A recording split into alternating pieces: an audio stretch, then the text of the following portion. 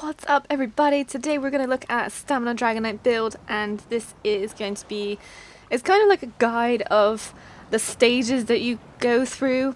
Hello? The stages that you go through to get to the final build that you want to do, and this is a very weird build. So there's like a PvE type build for Stamina Dragonknights, which is fair enough, that's fine.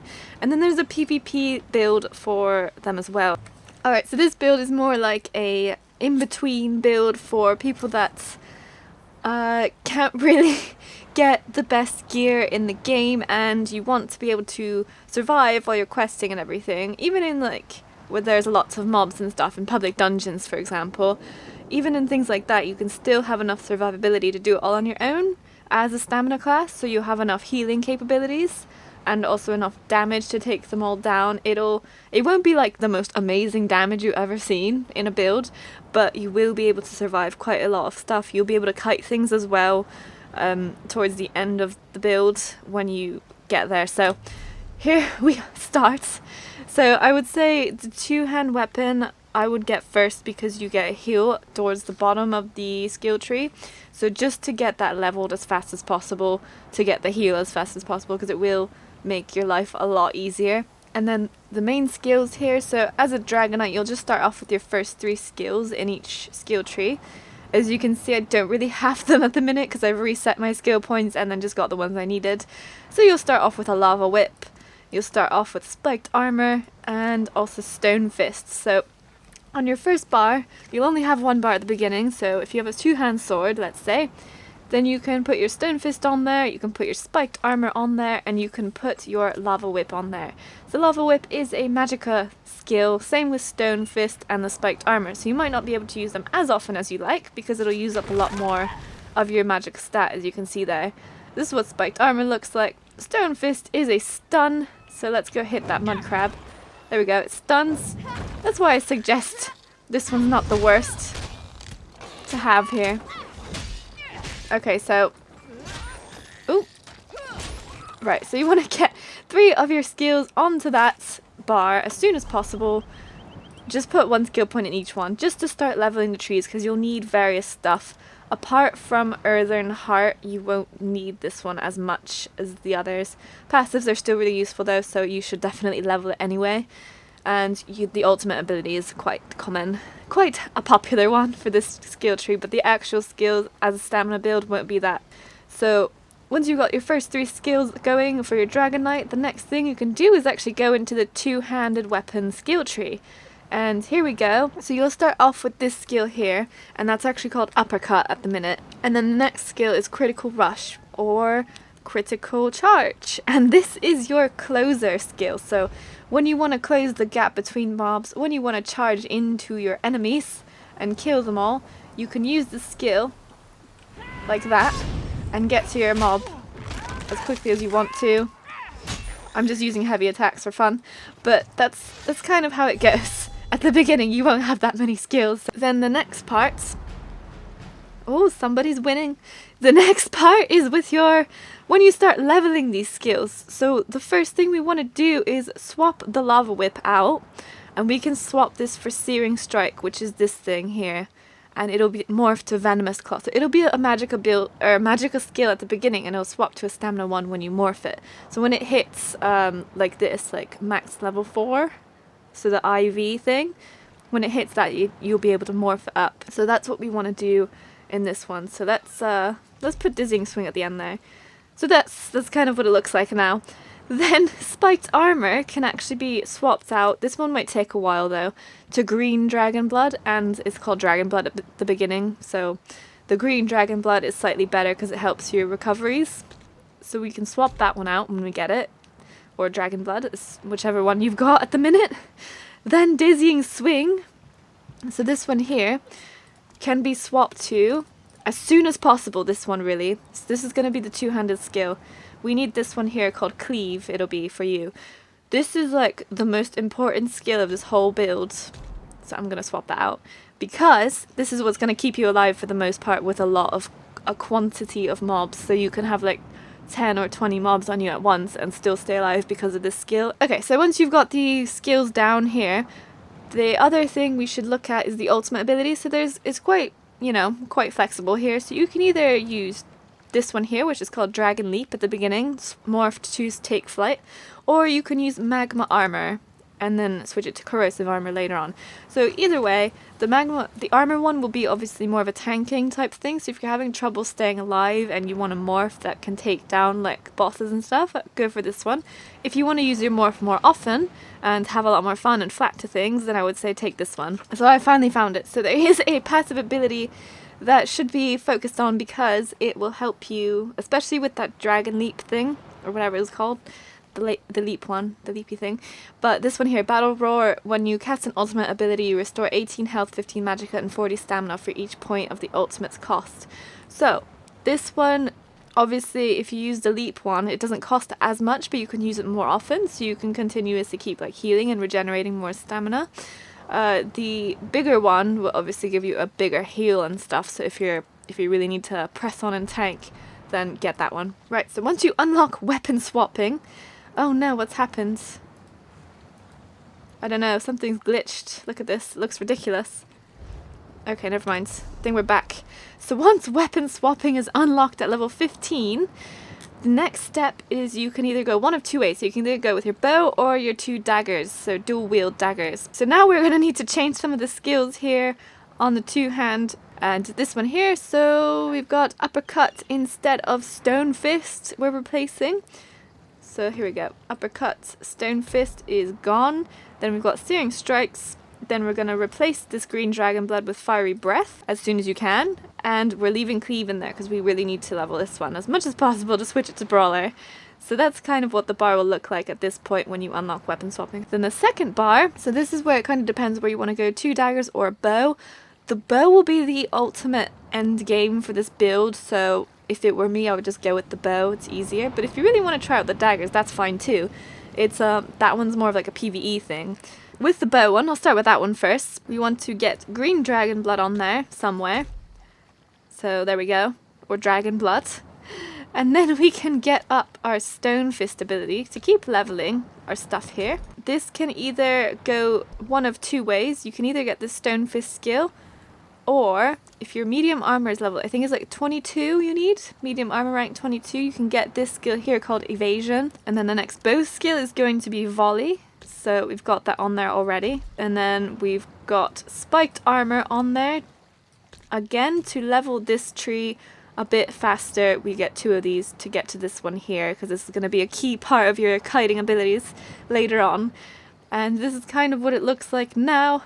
And the last skill is called Snipe, and this is again in the bow skill tree here. So that's kind of what the bow tree looks like. It's going to be a defensive tree here, so you're going to have your armor thingy and green dragon blood to go with. It's going to be magicka attack, so try not to use as much magicka if you can, because that's a magicka ability. Then you've got your stamina abilities and your AoE, which is always good for groups.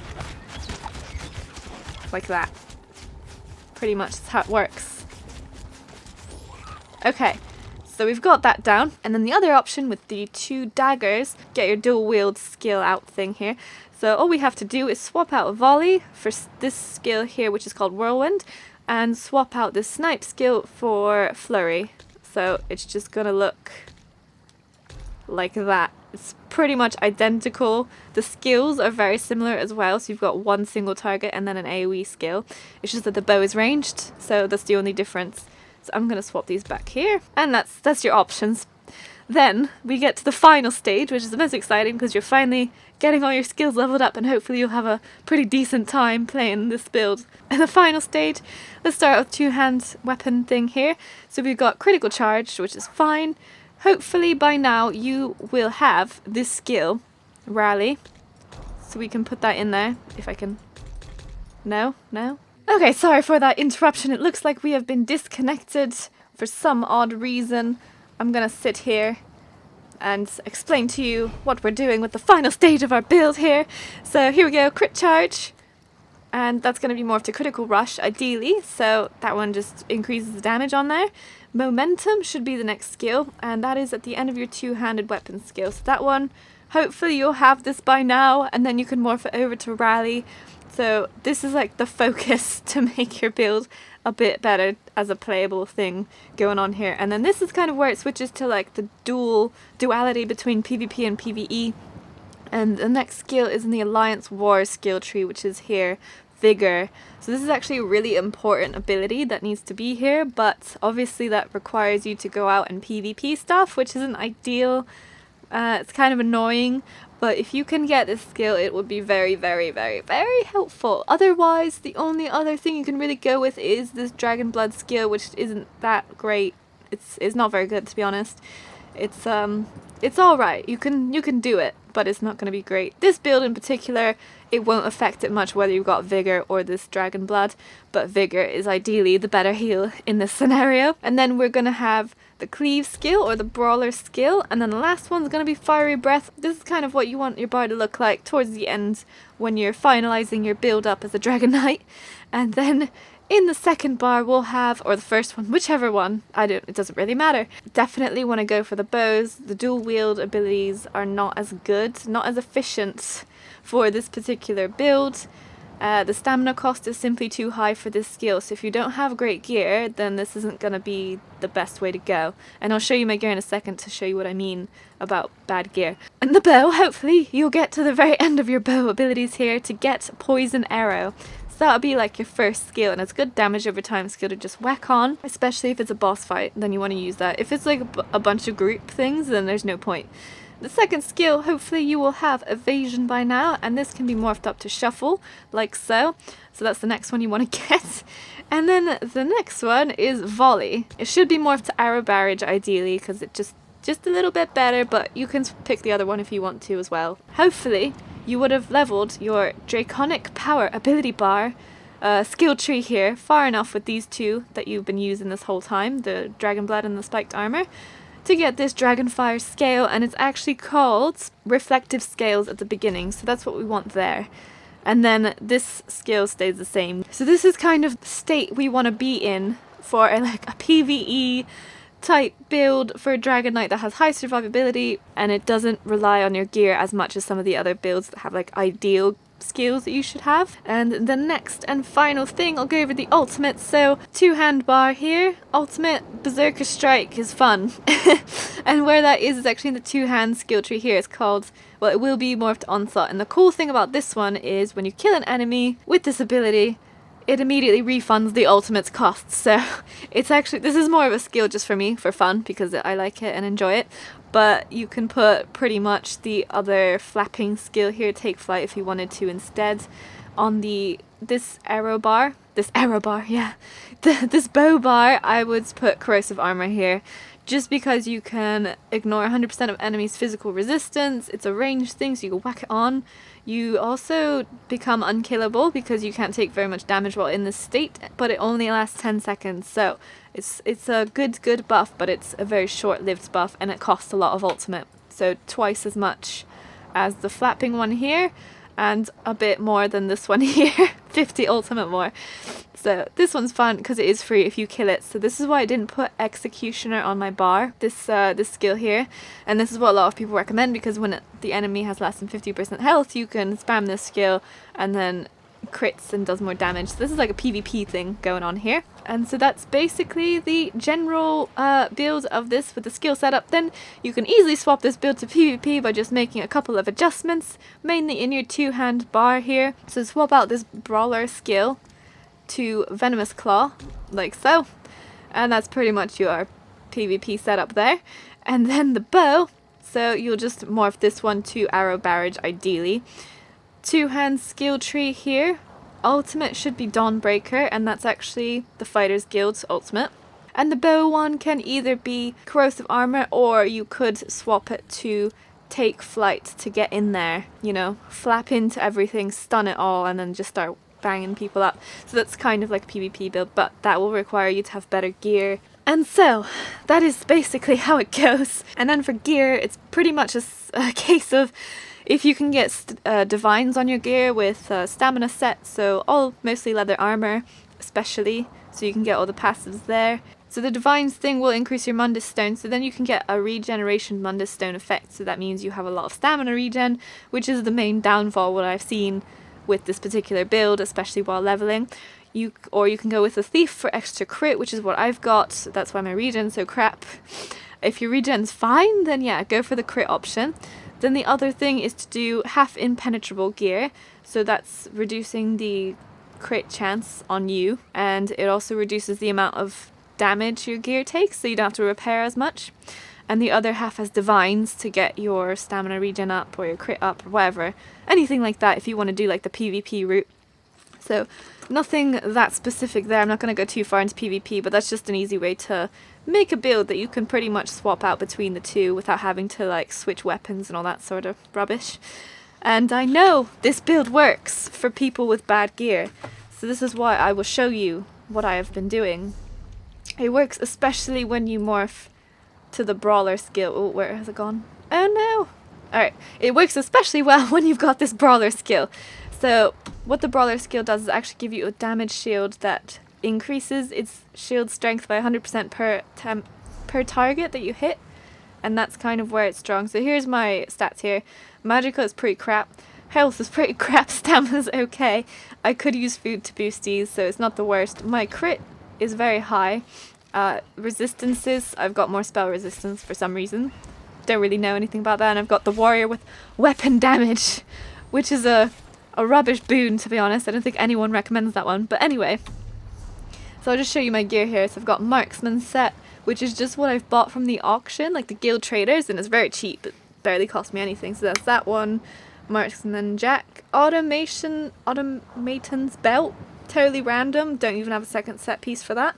And that's what I just got from a dungeon in like Dungeon Finder type thing. Not anything special there. Boots of the Viper. This is actually a really decent set. I've got the dagger for it. But if you can get this one, that's pretty decent. A lot of people go after it. It's just another dungeon set. Marksman guards again. Gauntlets of Phasalis Guile. So that's a heavy armor hand piece. And then we've got arm corps of the Cops of the Viper. Cops. That's weird. So we've got 2 pieces of the Viper set, which is pretty nice. I've got a random heavy armor glove thing. And then I've got some marksman stuff. I've got the automaton's bow. Oh, that's why I don't have 2 of it. Here we go. Now I've got 2 of it. And then I've got a great sword of willpower, which is totally its own thing. Doesn't relate to anything at all. I've got these rings. Oh yeah, I got a marksman ring and then a Sithis necklace and ring, which is just health stuff and weapon damage. And as you can see, it's a bunch of random stuff that doesn't make any sense. There are a few set pieces in there, but it's not anything special, and a lot of it's just blue. So I have an easy time with this build. I would say it's very welcoming to players that do not have a lot of time to invest in making their gear really good and just want something fun to play. So for example, your flappers reflect stuff coming in. There's your AoE. Whack your brawlers on, blow on them with your fire, and just kind of spam brawlers as much as you can with your heavy attacks as well to regen stamina. If it's about to die, you can literally just spam this one. So you can spam that onslaught skill on them till they die. So here we go, charge in. Oh yeah, don't forget your buff. Like that. So it's a pretty good one, and you will rarely lose your life. I'm not even using all my heals, so I could use this one as well.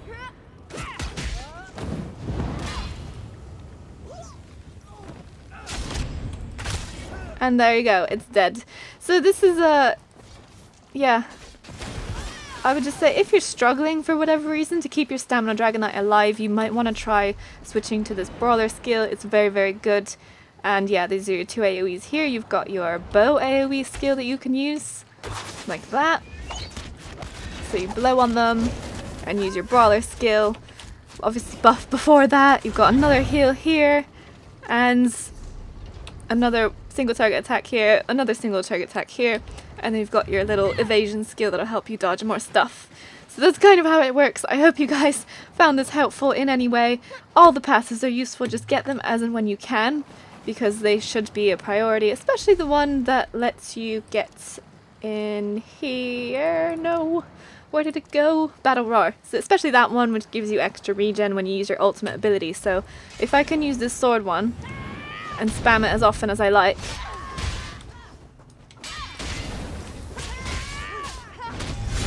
like that,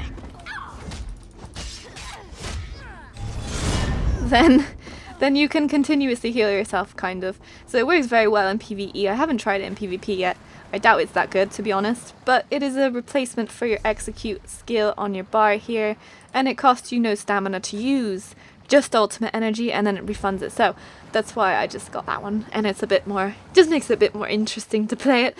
So thanks a lot for watching, guys. I hope you enjoyed the video. I hope this was helpful for some people. If you found it helpful, then please click that like button, comment down below if you've got anything to add, because, you know, if you're struggling with a certain thing, you found a solution to it, just post it down below so we know what you did, and hopefully we can help a bunch of other people that are struggling with this build, because it isn't the easiest to make. I wouldn't say it isn't the easiest to follow either, because a lot of them require gear to be quite good, but I found a way to make it enjoyable without the gear being amazing or anything specific. So thank you for watching, guys, and we'll see you again next time.